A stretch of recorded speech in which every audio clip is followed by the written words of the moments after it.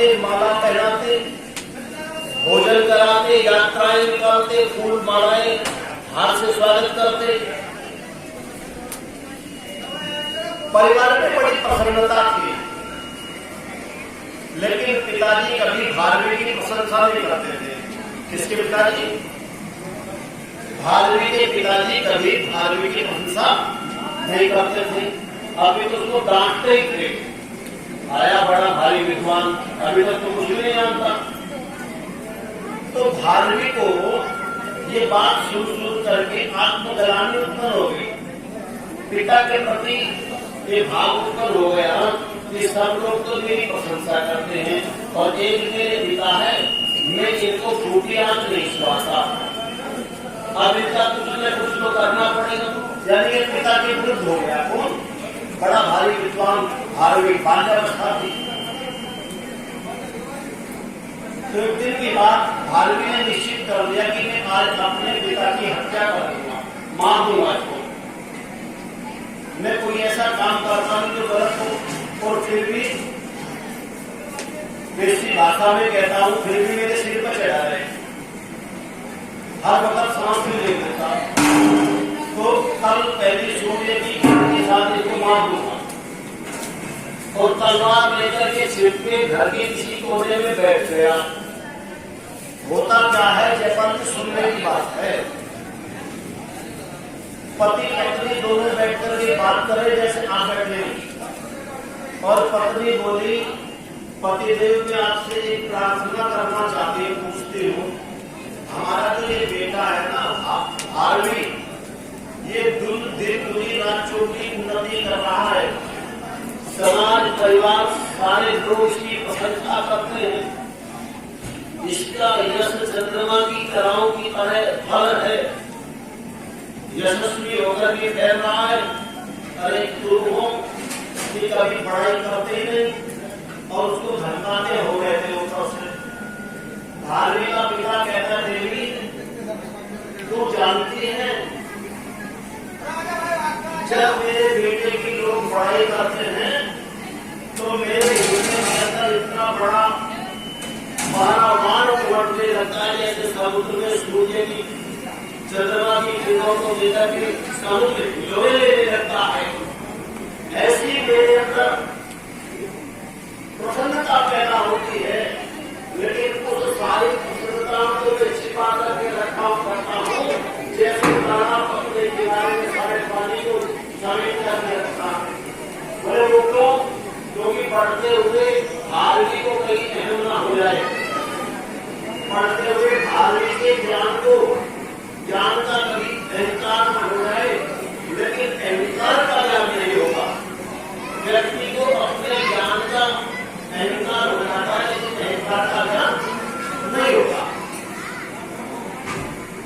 मेरा बेटा इतना बढ़िया है कि आज संसार में उसकी तुलना कोई नहीं कर सकता। इसने बोला, ये पिता ने बोला, भारवी के पिता ने अपनी पत्नी से बोला, देवी मैं तू ये जानती है कि अपने बेटे की पढ़ाई नहीं करता, तू ये जानती है कि मैं अपने बेटे से द्रोह करता हूँ, मैं उसको धमकाता हूँ, मैं उसको प्रताड़ित करता हूँ। ऐसी बात नहीं, मेरे हृदय के अंदर काम करके देख, मैं अपने पुत्र से कितना दुलार और प्यार करता हूँ, और मैं जब भारवी को डांटता हूँ तो मेरे अंदर एक ही भावना रहती है कि भारवी की और भी उन्नति हो, और भी उन्नति हो, और भी उन्नति हो। अरे घर के लोग अपने बच्चे की पढ़ाई करें तो क्या?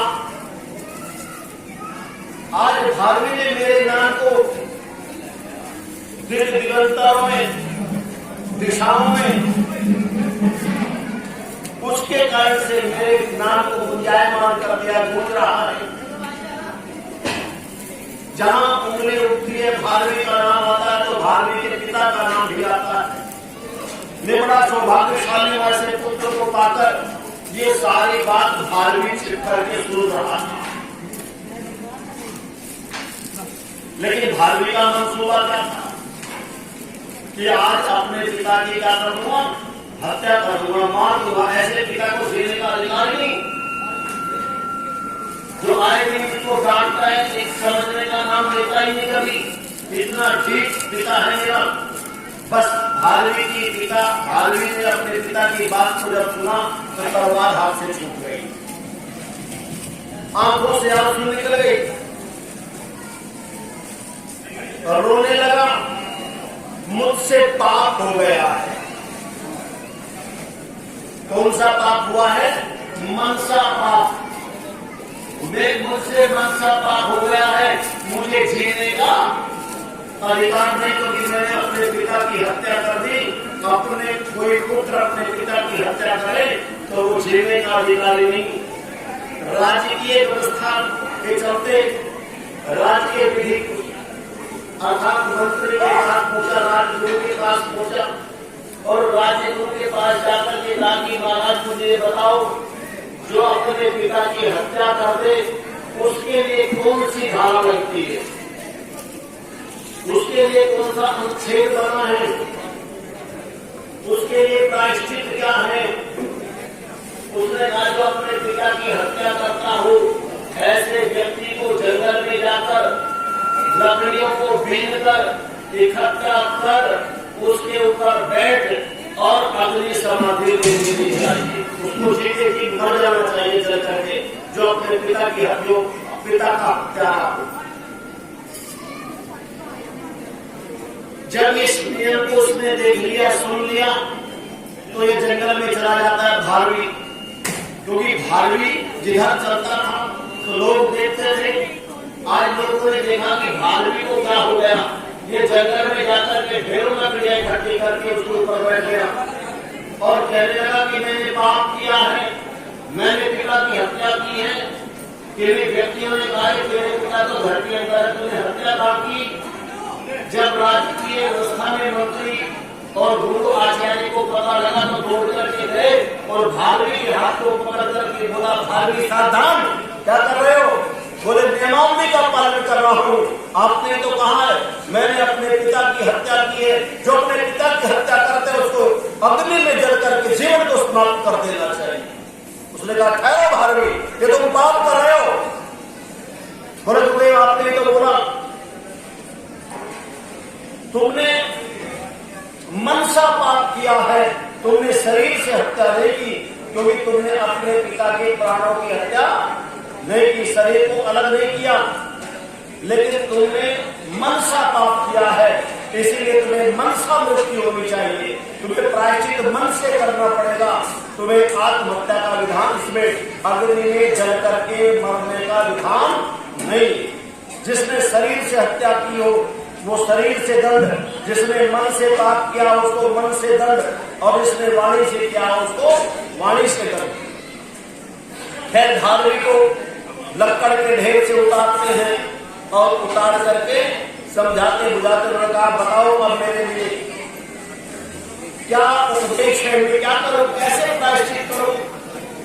उस समय भारवी को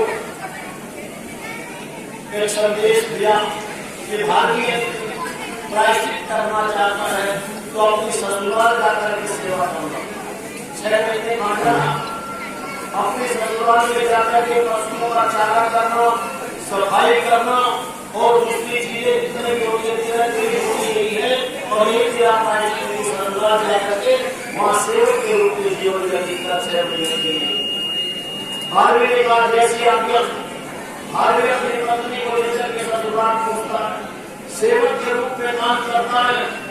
जब 1-2 महीना व्यतीत हो गया तो जिस घर में पत्नी रहती हो, पति साथ हो, पिता के घर में यदि आवश्यकता पड़े, क्योंकि उत्तरदायित्व पति का होता है जब विवाह संस्कार हो जाता है, कभी किसी वस्तु की आवश्यकता पड़े तो पत्नी अपने पति से मांगती है, न कि पिता से। पति ना हो तो दूसरी बात, तो उन्होंने कहा कि पत्नी आज मुझे कितने पैसे की आवश्यकता है जरा दीजिए, लेकिन भारवी के पास तो कुछ भी नहीं था। भारवी के पास कुछ नहीं था। उन्होंने कहा देखिए कागज लेकर के आओ, और एक कागज लेकर के उसको भारवी ने सूखी लिखी, कुछ लिख दिया और मोड़ करके उसको दे दिया कि बाजार में जाकर के किसी को भी दे देना, साहूकार को, किसी दुकानदार को दे देना और नीचे लिख दिया भारवी। ऊपर ऊपर मिलकर के उठती, नीचे क्या लिखा भारवी। जब ये पत्नी लेकर बाजार गई और किसी साहूकार को दिया, उसने ऊपर लिखा था बिना विचारे कोई काम न करे। मैं हिंदी में बता रहा हूं, बिना विचारे कोई काम न करे और नीचे लिखा महाकवि भारवी। बस भारवी का नाम देखते ही, क्योंकि भारवी की स्थिति उस समय सूर्य और चंद्रमा की भांति संसार में फैल रही थी। उन्होंने कहा देवी बताओ क्या चाहिए? बोले 5,000 रुपये की आवश्यकता है। साहूकार ने बच्ची को लेकर के गले में रख दिया और 5,000 नोट गिर करके फटाफट उस देवी को दे दी। देवी आश्चर्य चकित हो गई, इसमें ऐसा क्या लिखा था इस कागज के टुकड़े में? और ये देख करके अपने पते पर गर्व करते हुए अपने घर आकर के अपनी जो आजीविका के साधन थे उनको जुटाए और उसके बाद में जिनका जीवन ठीक से व्यतीत होने लगा, इस लालाजी ने जाकर के इस पर्ची को, इस उक्ति को अपने बेडरूम में चिपका दिया। जहां का सोने की जगह थी तो उसके सामने दीवार पर चिपका दिया। जब सुबह उठता, काम के लिए जाता तो रोज दृष्टि निगाह उस दीवार पर जाती, उस पर लिखा हुआ था बिना विचारे कोई काम न करे। सुबह उठते ये दिमाग में बैठा ले, जो भी काम करता विचार पूर्वक करता, व्यवसाय दिन दुना रात चौगुना बढ़ता गया। संसार के जितने झंझट थे खत्म हो गए, मुकदमेबाजी समाप्त हो गई, क्योंकि सब काम विचार पूर्वक करने लगा। अभी कुछ दिन पहले खबर आई, लेकिन क्योंकि व्यवसाय जो होता है, व्यापार जो होता है, देश विदेश में झूठ का व्यापार था। वहां से खबर आई कि दादाजी शीघ्रता से पहुंचो, हमने जो सौदा किया है उसके अंदर बहुत बड़ा मुनाफा होने वाला है। ये दुकान को छोड़कर के अपने व्यापार के कार्य से विदेश के अंदर चला है और वहां जाने के बाद में जो व्यापार करने लगा, इससे बहुत लाभ उसमें होता गया। लंबा समय हो गया, 10-12 साल की सीमा निकल गई। विदेश में काम करते करते बहुत धन संपत्ति का स्वामी हो गया ये व्यापारी, जिसमें 5,000 रुपये भारतीय बंधुओं हुआ क्या कि 12 साल के बाद जब ये लौटा वापस, मैं आपको कथानक के रूप में समझाना चाहता हूँ। जब यह 12 साल के रूप में बाद में वापस आया अपने घर में, तो घर में जब वापस आया तो देखता क्या है कि जहां जिस कमरे के अंदर ये सोआ करता था उस पर लिखा था दीवार पर बिना विचारे कोई काम न करे। आज जब ये घर में खुशी खुशी से आया, ढेरों संपत्ति लेकर के जब वापस लौट रहा था, तो घर में घुसते इसने देखा कि जिस बेड पर ये सोया करता था अपनी धर्म देवी के साथ, आज उस देवी के साथ में कोई नौजवान सो रहा। जब इस व्यक्ति ने ये देखा कि मेरी अनुपस्थिति में मेरी पत्नी किसी पुरुष के साथ में यहाँ पर लेटी हुई है, तो अंदर से खून खोल गया और अपने तलवार को निकाल करके जैसे इसका वध करना चाहा, तो ऊपर नजर पड़ी कि बिना विचारे कोई काम। तलवार को नीचे रखा, मयान में रख करके शांत होता है और विचार करता है, पहले जानकारी कर लो कि इस उल्टा के साथ में कौन सोया हुआ है, उसके बाद में एक एक करके हिसाब लूंगा। बस जैसे ही बुदबुदा रहा था तो पत्नी की आंख खुली और पत्नी ने देखा, अचानक अचानक सामने पति को देख करके, अरे पतिदेव आप कब आए हैं? प्रणाम किया, चरण छूकर प्रणाम करके जब कुछ कहना ही चाहा था, हाथ पकड़ के झटक दिया और दूर किसी बेड के कोने पर जाकर के इसका सिर लगा। इसने कहा, पतिदेव आप बस इतना कहते ही अपने उस नौजवान की चद्दर उठा करके कहा, बेटा उठ खड़ा हो, तेरे पिता आए हैं। क्योंकि जिस समय ये 12 साल पहले का था, उस समय इसके बच्चे की आयु 8-10 साल की थी। आज 12 साल के बाद में पूरा 22 वर्ष का नौजवान पूरा 22 वर्ष का मचलती जवानी के साथ में ये व्यक्ति, इसका पुत्र अपनी मां के साथ में सो रहा। अब इस साहूकार के अंदर एक विचार पैदा हुआ कि इस व्यक्ति ने मेरे जीवन को बिछा दिया। आज धन तो हो गया था, लेकिन अपने पुत्र का कत्ल बिना विचारे कर देता। अगर ये मुक्ति ना होती, बिना विचारे कोई काम न करे। जब सारी समस्या का समाधान हो गया, पुत्र ने उत्तर के पिता के चरणों को छुआ और सारी चीजें, सारी वार्तालाप हुई, तो उसने कहा कि नहीं, मैं अभी इस घर में नहीं रहूंगा। तुरंत ये व्यक्ति धार्वी के पास जाता, ये साहूकार धार्वी के पास जाता है और धार्वी के चरणों को छूकर के कहता है, महाराज आपने मेरे जीवन को बचाया।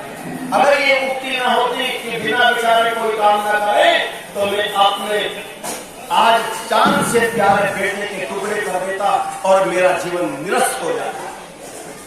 मैं जितनी संपत्ति कमा करके लाया हूँ, उसमें आधी संपत्ति आपकी गलती है, क्योंकि संपत्ति का मैं क्या करता है, संतान नहीं है। संतान है तो संपत्ति है, और संपत्ति नहीं है, संतान नहीं है, तो संपत्ति का क्या करना है, उसका तो उपयोग फिर समाज के कार्यों में करना है। उन्होंने कहा, महाराज मैं आपसे हाथ जोड़ता हूँ, भारवी से कहा कि हाथ जोड़ता हूँ कि इस उक्ति, ये उक्ति आदि है, इसको आप पूरा कर दो, क्योंकि उन्होंने आधी लिखी थी। उन्होंने फिर उसको पूरा किया और पूरा करने के बाद इस साहूकार के मन और मस्तिष्क में संतुष्टि हुई और संतुष्टि होकर के आकर के अपने घर के अंदर अपने जीवन यापन को प्रारंभ किया और जीवन में विचार पूर्वक काम करने लगा। तो मेरा कहने का अभिप्राय है, जीवन में हम जो भी काम करें वो विचार पूर्वक करें। जब विचार पूर्वक हम नहीं काम करते तो हमारे परिवारों का विघटन हो जाता है और फिर आंखें खुलती हैं। जब समय बीत जाता है तब आंखें खुलती है, तब केवल प्रायश्चित की भट्टी में जलने के सिवाय हमारे पास में कुछ शेष बचता ही नहीं। इसीलिए भद्र पुरुषों सज्जनों, मेरा कहने का अभिप्राय है कि महाकवि भारवी के उस मंत्र को अपने जीवन में उतार लो। ये बेटियां हैं, बहनें हैं, मैं इनसे भी निवेदन करूंगा, युवा अवस्था में जो पैर रख रही है, मैं माताओं से निवेदन करूंगा कि वो अपने घर में विचार पूर्वक काम करें। बहू बनेगी बेटी और सास बनेगी माँ, फिर तो ठंडी ठंडी छां, फिर तो ठंडी ठंडी छां। इस प्रकार से विचार करके अपने परिवार को आगे चलाना चाहिए। ये यज्ञ हमें यही सिखाता है। केवल स्वाहा स्वाहा करने से इस यज्ञ की पवित्र वेदी पर बैठ करके काम पूरा नहीं हो जाता। जब तक इस प्रकार पर को हम अपने जीवन में उतार करके ये निर्णय नहीं करते कि मेरा जीवन बदल रहा है, मेरा जीवन बढ़ रहा है, और बढ़ते हुए जीवन के साथ में जैसे शरीर बदलता है वैसे मुझे अपने विचारधाराओं के साथ में बदल जाता है। प्रथम जैसा एक बुरा नहीं है, लेकिन उसके बूढ़े जैसे विचार है, इतना महान नौजवान है। बृहत्तम जैसा भी जैसे राजा दिलीप के विचार हुआ करते थे, बड़ों के विचार हुआ करते थे। तो मैं निवेदन करना चाहता हूँ, जो भी काम करो, जहां भी करो, एक बार तनिक ठहर करके आगे पीछे देख करके विचार कर लो, ये काम ठीक भी है कि नहीं, ये काम ठीक भी है कि नहीं, अन्यथा फिर आप पश्चाताप की भट्टी में जलते रहते हो और जीवन को नष्ट करने की योजना बनाने लगते हो। तो मैंने आपसे निवेदन किया, ये यज्ञ